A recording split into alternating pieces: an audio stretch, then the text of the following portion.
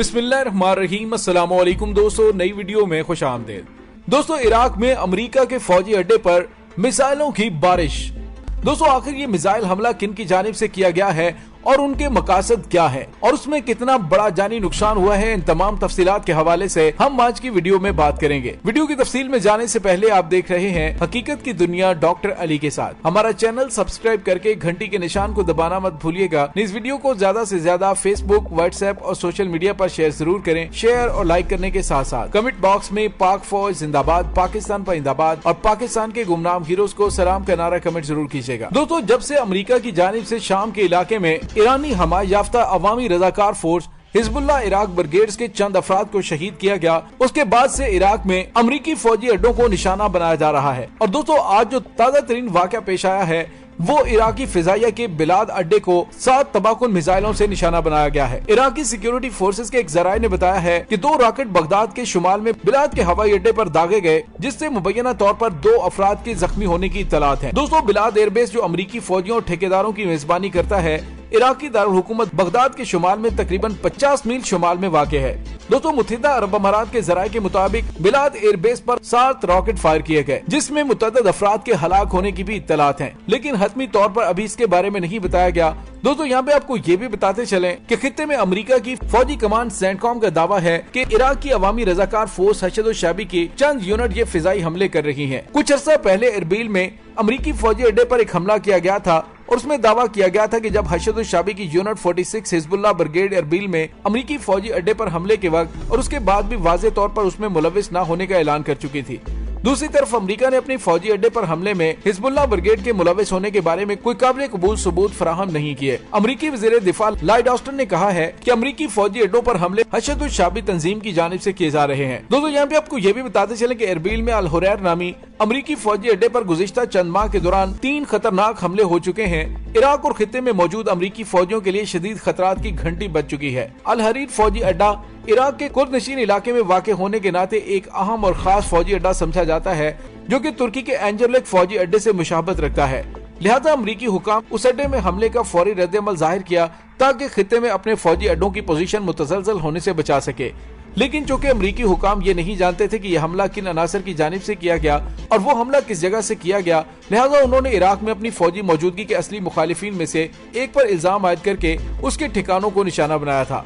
दोस्तों, मौजूदा अल-बिलाद में होने वाले हमलों की जिम्मेदारी अभी तक किसी ने कबूल नहीं की है।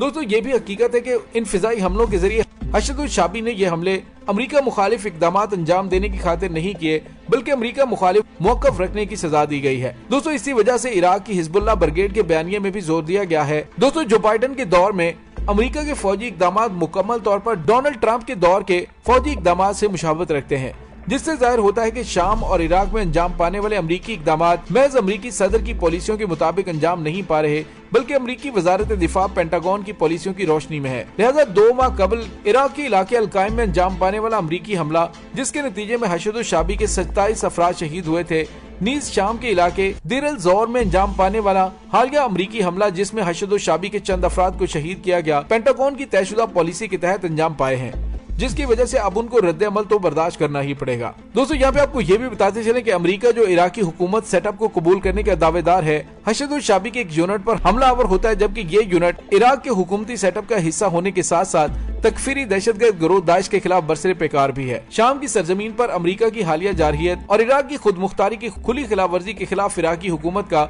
कमजोर मौक़िफ़ बिज़ाते खुद इस बात की वाज़ेह दलील है कि इराक, शाम और दीगर ममालिक में अवामी रजाकार फोर्सेस की मौजूदगी बहुत जरूरी है।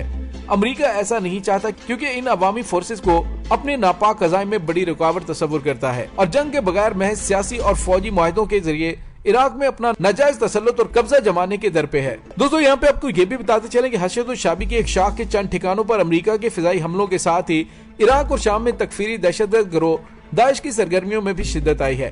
गुज़िश्ता चंद दिनों में दाइश ने शाम आर्मी के कम से कम 60 फौजियों को शहीद किया, जबकि गुज़िश्ता 3 माह के दौरान इराक के सूबों दयाली, करकुक, नैनवा, सलाहुद्दीन, बाबुल और अंबार में 10 से ज्यादा दहशत गर्दाना कार्रवाइयां अंजाम दी गयी, जिनमें 200 से ज्यादा इराकी शहरी शहीद हुए। दोस्तों, यहाँ पे 2 बुनियादी नुकात पर तवज्जो बड़ी जरूरी है। पहला नुकता यह है कि गुज़िश्ता चंद सालों के तजर्बात इस हकीकत को साबित करते हैं कि इराक में दाइश के खिलाफ आर्मी के ऑपरेशंस की कामयाबी की बुनियादी शर्त हशद शाबी के वो बहादुर और मजहबी जज्बे के हामिल जवान हैं जो हरावल दस्ते का किरदार अदा करते आए हैं। दूसरा नुकता यह है कि इराकी हुक्मरानों को मुल्क में अपनी फौजी मौजूदगी कबूल करने पर मजबूर करने के लिए अमेरिका को अदम इस्तेहकाम और बदअमनी की जरूरत है। इस वक्त हम इराक और शाम दोनों ममालिक में एक साथ तकफीरी दहशतगर्द अनासर की बढ़ती हुई दहशतगर्दाना सरगर्मियों और इस्लामी मुजाहमती कुव्वतों के खिलाफ अमेरिका की बढ़ती हुई फौजी कार्रवाइयों का मुशाहिदा कर रहे हैं। इससे दाइश और अमेरिका की एक हकीकत और इनका एक पेज पर होना साबित होता है। इसी वजह से इराक और शाम को हर इकदाम से पहले अपने मुल्क के जारे अमरीकी फोर्सेस और फौजी अड्डों से पाक करने की जरूरत है ताकि उनके इकदामात नतीजा खेज साबित हो सकें। दोस्तों, शाम और इराक में जब तकफीरी दहशतगर्द गिरोह दाइश ने जन्म लिया और उसकी दहशतगर्दाना सरगर्मियां अरूज तक जा पहुंची तो अमेरिका ने इंतहाई दर्जा मुनाफिकत इख्तियार करते हुए दाइश के खात्मे के लिए बैनुल-अक़वामी फौजी इत्तेहाद तश्कील देने का ऐलान किया।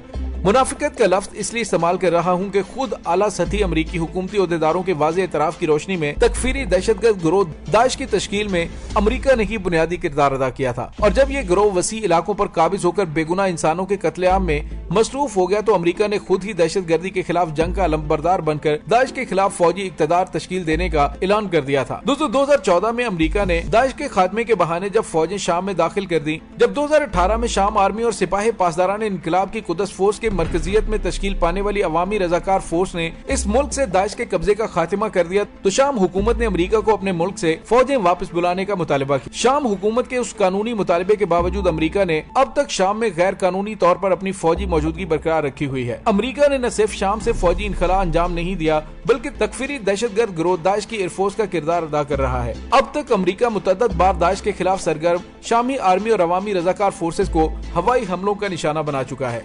जो बाइडेन ने अपनी सदारती मुहिम के दौरान शाम और इराक से मुतल्लिक ट्रंप की पॉलिसी को शदीद तनकीद का निशाना बनाया था और तवक्को की जा रही थी कि वो बरसरे इक़्तिदार आकर कुछ हद तक आकिलाना रवैया इख्तियार करेंगे। लेकिन 25 फरवरी के रोज जो बाइडेन हुकूमत के इब्तदाई अयाम में अमरीका ने शाम में एक बार फिर तकफीरी गिरोह दहशतगर्द के खिलाफ बरसरे पैकार अवामी रजाकार फोर्स के ठिकानों को हवाई हमलों का निशाना बनाया था, जिसके बाद से खित्ते के हालात खराब हो गए हैं। और दोस्तों, यहाँ पे आपको ये भी बताते चलें, अमेरिका और इराकी फोर्सेस के अड्डों को निशाना बनाने की कोशिश की जाती है और उसका इल्जाम ईरान पर आयद करके खित्ते के अंदर एक नई जंग छेड़ने की तैयारियां भी बैदुल कयास नहीं है। क्योंकि आज ईरान के वजीर खारजा जवाद जरीफ ने बड़े ही वाज़े अंदाज में अमेरिका से कहा है कि जोहरी मुआहदे में शमूलियत का वक्त अमेरिका के हाथ से निकलता जा रहा है। अगर ईरान ने आगे बढ़ने का फैसला कर लिया तो फिर उसके बाद जोहरी टेक्नोलॉजी हासिल करने में उसका रास्ता कोई नहीं रोक सकता। इस्लामी जमहूरिया ईरान के वजीर खारजा डॉक्टर मोहम्मद जवाद जरीफ का कहना है कि जो बाइडेन इंतजामिया ने साबिक अमरीकी सदर डोनाल्ड ट्रंप की इंतजामिया से कुछ मुख्तलिफ पॉलिसियां नहीं अपनाई हुई। उन्होंने कहा कि रवां साल जून में ईरान के सदारती इंतखाबात से कबल अमेरिका के पास जोहरी मुआहदे से मुतल्लिक डील करने का वक्त है, लेकिन इस हवाले से अमेरिका को जल्दी करना पड़ेगी, वरना दोबारा मुआहदे में शामिल होने के लिए अगले साल तक इंतजार करना पड़ेगा। डॉक्टर जवाद जरीफ ने कहा कि जो बाइडेन इंतजामिया ने अभी तक ट्रंप दौर के फैसलों से कुछ हटकर नहीं किया।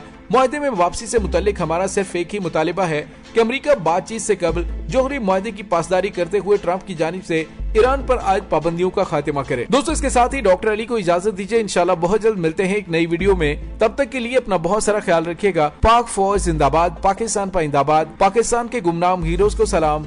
अल्लाह वारिस, अल्लाह वारिस।